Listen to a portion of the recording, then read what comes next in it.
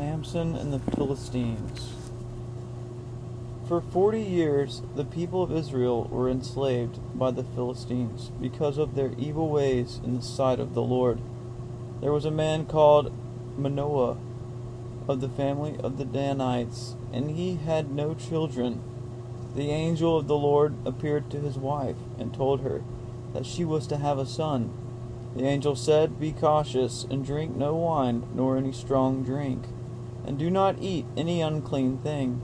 You will have a son, and no razor shall come near his head, for he is dedicated to God from birth, and he shall begin to deliver Israel from the Philistines."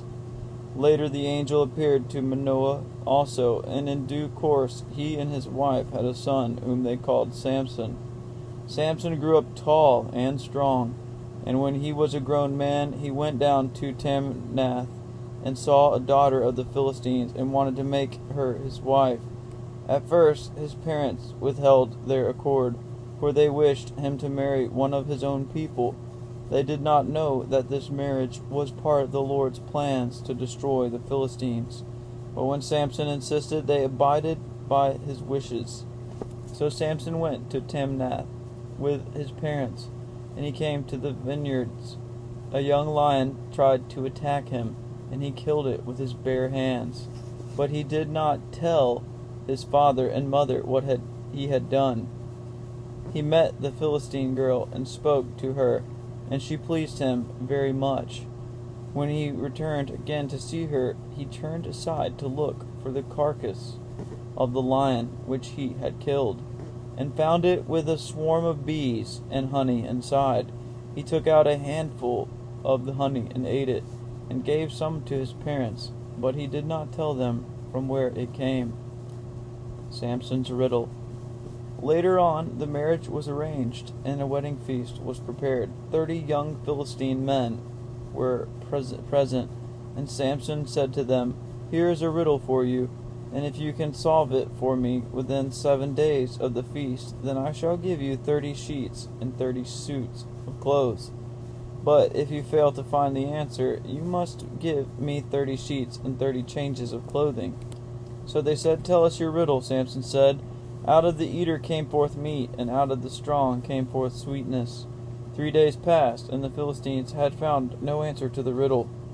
On the 7th day they said to Samson's wife, "Coax your husband and persuade him to tell us the solution.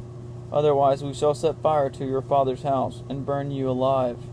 Samson's wife wept and said to him, "You must hate me instead of loving me, for you have given my people a riddle to solve, and you have not told me the answer to it."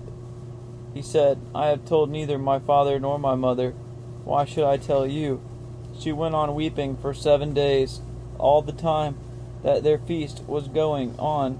At last, on the 7th day, Samson could bear it no longer, and he told her the answer, and she passed it on to her countrymen. Before sunset on the 7th day, the men of the city said to Samson, "What is sweeter than honey, and what is stronger than a lion?" Samson saw what had happened, and he said, "You would never have found the answer to my riddle if you had not threatened my wife." He went down to Ashkelon, and there he killed 30 men and took their belongings. From these he took 30 suits of clothes, which he gave to the men who had answered the riddle.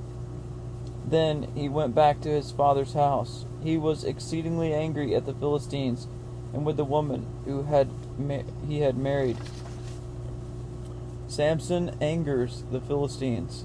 He caught 300 foxes and tied them tail to tail and fixed torches between their tails. Then he set fire to the torches and let go the foxes to run among the cornfields of the Philistines. The shocks and the standing corn and the vineyards and the olives all caught fire and were burned up. After this the Philistines went up and pitched their camp in Judah and Lehi. And the men of Judah asked them why they had come. The Philistines said, "We have come to capture and punish Samson." Then 3,000 men of Judah went up to the top of the rock Etam and said to Samson, "Do you not know that the Philistines are our overlords? We are going to bind you and give you into their hands." Samson said, "Promise me that you will not yourselves attack me." They said, "No, but we will bind you first and hand you over to them, but we promise not to kill you." So they bound him with 2 new cords and brought him up from the rock.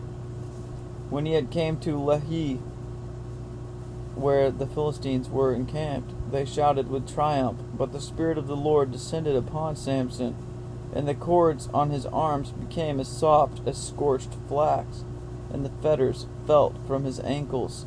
He looked around and saw the clean white jawbone of an ass, and he picked it up, and with it he slew 1,000 men. Then he threw away the jawbone, and called the place Ramathlehi, in memory of his victory. But now he was parched with thirst, and he called on the Lord and said, "Lord, you have granted me this great victory, but must I now die of thirst and fall into the hands of the enemy?" God touched a hollow place in the rock, and water gushed out of it, so that Samson could drink his fill until his strength returned to him. After that he became a judge in Israel under the Philistines, and he judged the people for 20 years. Samson's mighty strength. Samson loved a woman whose name was Delilah. The leaders of the Philistines came to her and said, "Coax him and learn what gives him his great strength, and by what means we may triumph over him, so that we may bind him and humble him. For this we will give you, each of us, 1,100 pieces of silver." So Delilah said to Samson, "Tell me, I beg you, what gives you your great strength, and how you could be bound to be made helpless? If anyone bound me with 7 green willow stems that had never been dried, I should be as weak as any other man," Samson said to her. Then the leaders of the Philistines brought to her 7 green willow stems which had not been dried, and she bound him with them. Now there were men lying in waiting with her in the room, and she said to Samson, "The Philistines are upon you, Samson." But Samson broke the stems as a strand of hemp is broken when it touches the fire, so the secret of his strength was not known. Delilah said to Samson, "See, you have mocked me and told me lies. Now tell me, I beg you, with what could you be securely bound?" And he said to her, "If they bind me fast with new ropes that have never been used, then I shall be as weak as any other man." Delilah therefore took new ropes and bound him with them, and said to him, "The Philistines are upon you, Samson." And again there were men lying in wait in the room, but Samson broke the ropes from his arms like a thread. Delilah said again to Samson, Up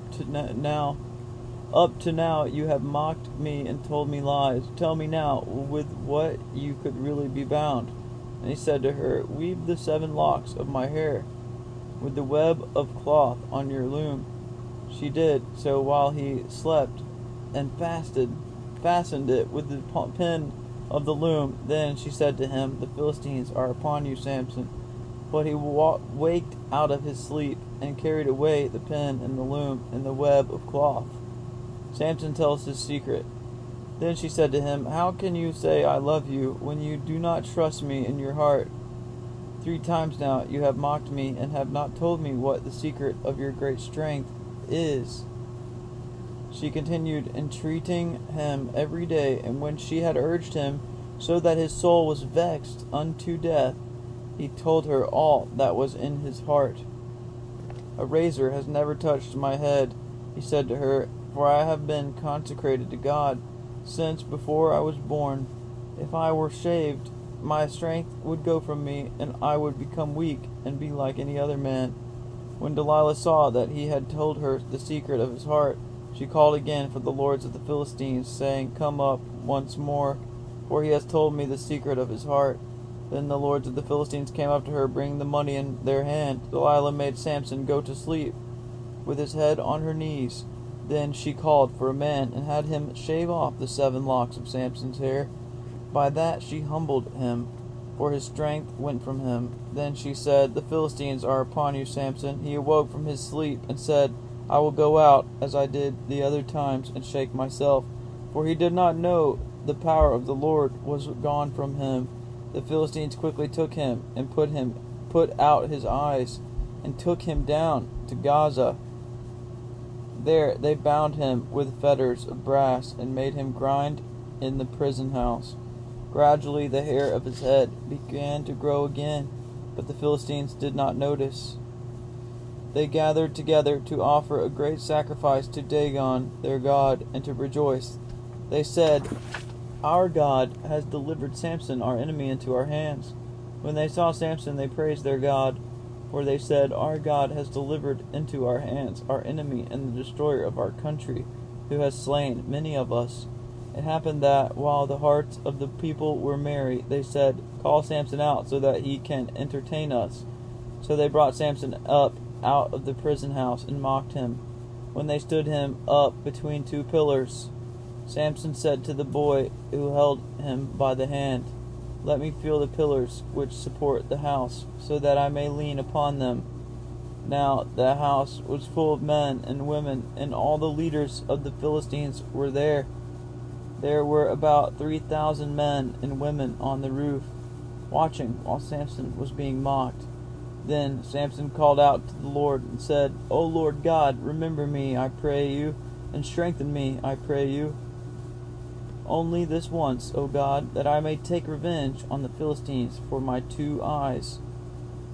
Then Samson took hold of the 2 made pillars upon which the house stood, and which held it up. He held one with his right hand, and the other with his left. Samson said, "Let me die with the Philistines." And he bowed himself with all his might, and the house fell upon all the people who were inside. The number he killed at his death was greater than he killed in his life.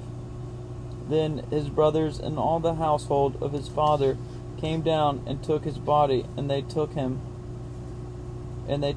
home and buried him between Zorah and Eshtaol in the burying place of the Manoah, his father.